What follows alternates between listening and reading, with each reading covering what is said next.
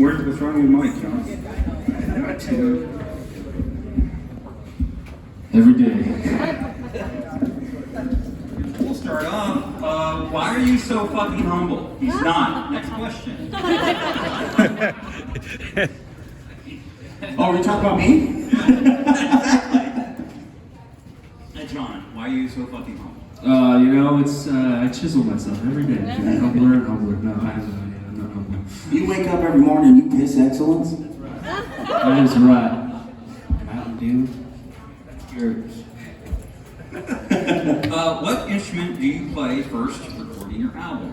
Drums. That kind of is like the spine of, I mean, I know some bands don't, but that's weird because drums is like everything that feeds off of, it's what everything feeds off of. So I think we do all the drums for every song and then all the bass, and then you got a good, rhythm section to track everything else on. How did you go about choosing the artist for your Mammoth part?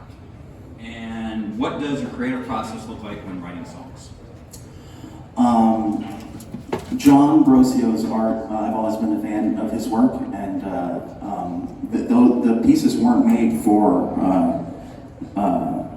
our albums. He's just an amazing artist, and he's just always doing amazing stuff, and he has like 10 or 12 paintings of like things that are usually small being really big and like fucking everything up.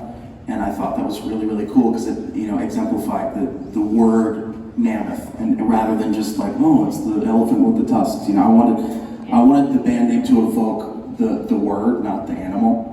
So I thought the idea of having a different animal, and when I saw that crab picture, I just thought it was awesome.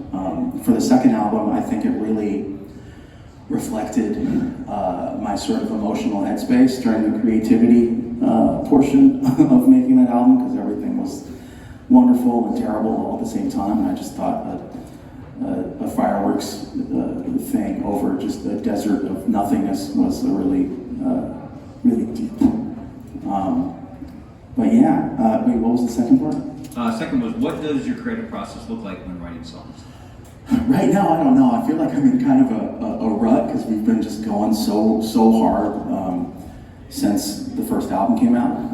Hopefully it returns to me. But luckily I do have like a stash of ideas that I'm always just kind of, like if you look at my at my voice memos app on my phone, it's just like thousands of ideas to the point where sometimes the app slows down and I can't even load it properly. Play all of them right now. Let's hear There's it. just tons of like little ideas of just like, oh, this is a great idea, and then you listen back and you're like, no, it wasn't. But you gotta have that moment. It's kind of like that. All right, opposite question then on that. Do you hear something that's meh kind of thing and then come back to it later and go, oh, Yeah. I really like that? Yeah, a lot of stuff like that, definitely. Sometimes it takes me showing the idea to my producer, Elvis, for him to hear something in it before I do.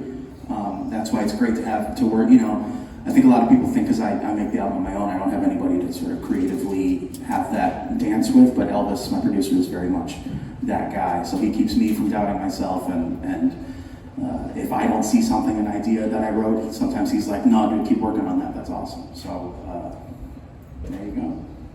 How did you react to the first time you heard your song on the radio? I know it's fucking cool. It's really surreal because I don't know. Sometimes you just kind of go cross-eyed when you just listen to the radio. You're not really thinking or anything, and then all of a sudden it's like, oh wait, that's me. That's me on the radio. It's like it's not in the studio, it's not in your car. Yeah, because you think it's in your own little world, like you just make it yourself, and you don't really realize that people are listening to it or that it's being played anywhere until moments like this, where it's like, oh, wow, this is crazy that you guys are here for this. So thank you. Yeah, give yourselves a round. It's insane. As we've been touring and when we play songs and people are singing the words and stuff, that's really crazy. Like I don't know how to grasp that. I mean, I'm a socially awkward person to begin with, but just it's crazy. 2 parts. How do you guys pass the time on the bus, and what music do you listen to on the bus? For all you guys. John drops a lot of things. Everything.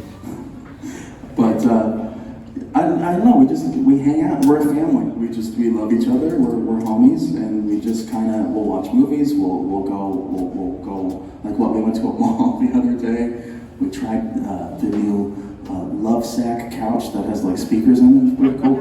We decided How did that go, by the way? It was really cool. Yeah. the 14-inch MacBook is superior to the 16. Yeah. We were looking at upgrading our laptops, and we went to the Apple store and we looked at the new space black MacBook Pro M3, and it's like, that's pretty cool.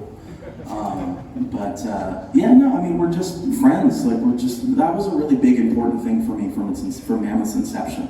I have famously been in a band that maybe people didn't get along all the time, it was important for me from the beginning of this to have a thing where like why can't we just have fun and be friends and make music together? And or else you're fired. No, just kidding. It should be so simple, and so far it has been. These guys are, I'd never tell them. I'm sure you found out we're very sarcastic people, Right? But no, these guys are amazing, and I'm so happy to be doing what we're doing. It's everything I've ever wanted. So.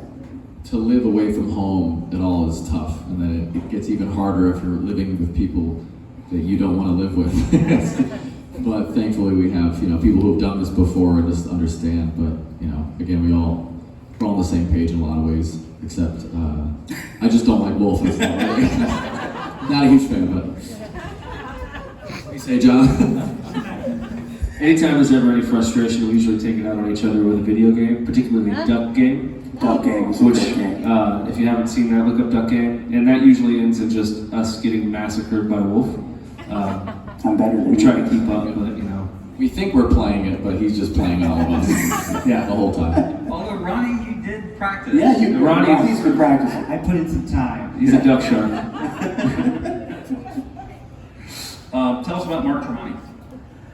About what? About He's an Aquarius. He's I just wanted I love the Mark question. Mark is he's a very kind man. He's an incredibly talented guitar player. He's a very friendly dude.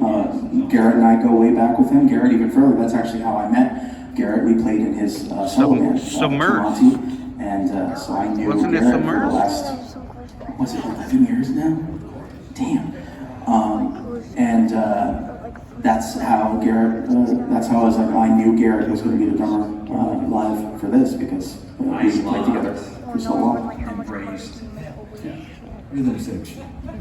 I always loved how, like, every time we'd see, anytime we'd ever do an Alter Bridge tour or anything, backstage, there would never be silence. You'd always hear Mark behind a door, just constantly Always jamming. playing. He's always practicing. And he's very al- dedicated. Yeah, pushing himself, and it was just an inspiring thing to hear. Then came the Frank Sinatra stuff. Yeah, and that's so If you're not awesome. familiar, he does to that hear too. him warm up every night, like that's what he does in his dressing room. He warms up to the Sinatra stuff. It's so cool. His voice has the perfect, like, timbre for it. It's amazing. Shredding and Sinatra. It was kind of soothing too. You get done with the show, and then the next room over is just like distant Sinatra.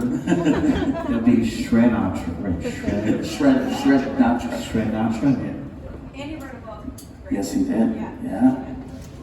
Possible concert release of Mammoth WH on CD. Maybe, I've always entertained the idea. I know bands do live stuff, but I feel like in the age of YouTube, it's very hard to make it unique. So I would like to do something like that. It would just need to be something really special. That's exactly how my dad was. Like he something for like Live Right Here, Right Now. That was a special 2-disc thing. Depending on what it was, it needs to be something special. So I think if we ever get to the point where we play like a crazy venue, it would be worth recording. If we do like Red Rocks or something, or something really crazy, something that's like, holy shit, I can't believe we better record this because it's never gonna happen again type thing. And so yeah, if that ever happens. Or I always thought it'd be a fun thing to I really love. One of my favorite albums from the Foo Fighters is Wasting Light, and they did this thing where they were at their studio and they just played it front to back, and I thought that was so cool that it'd be cool if we played Mammoth 2 front to back at the studio or something, just threw it on YouTube or something. I have to learn it first, but dude, I'm so down. Penultimate question. Penultimate, second to last. Garrett, Fancy for second to last. what are your 3 favorite songs to play difficulty-wise? Right off the bat is very difficult. Take a Bow is fun because it has its pacing and it feels more like a marathon than it does a race, so that one you kind of have to pace yourself. And last one, Like a Pastime's fun. It's got the thrashy part at the end, real big rock and roll ending, so those would probably be my 3 difficulty-wise that are just like, don't mess up. Don't mess up. How fun has been playing with Metallica? Saw you there last night. Yeah. Oh wow. It's been crazy. It's an insane opportunity to be able to.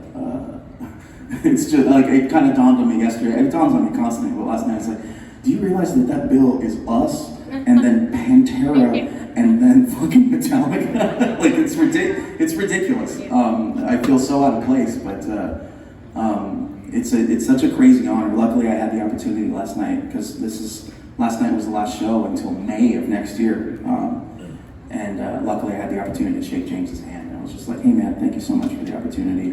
This is ridiculous that you even considered us to be a part of this. Same with Lars, I got to shake his hand. Yeah, they've been so kind and so wonderful. It's been like a life-changing experience, a career-changing experience. Truly, it's unbelievable to be a part of. John, Thank you so much. when you're able to speak. Yeah, John, if you want to. Yeah, I mean, the Metallica thing is insane. I think for all of us, for me, that was the band that made me want to play guitar.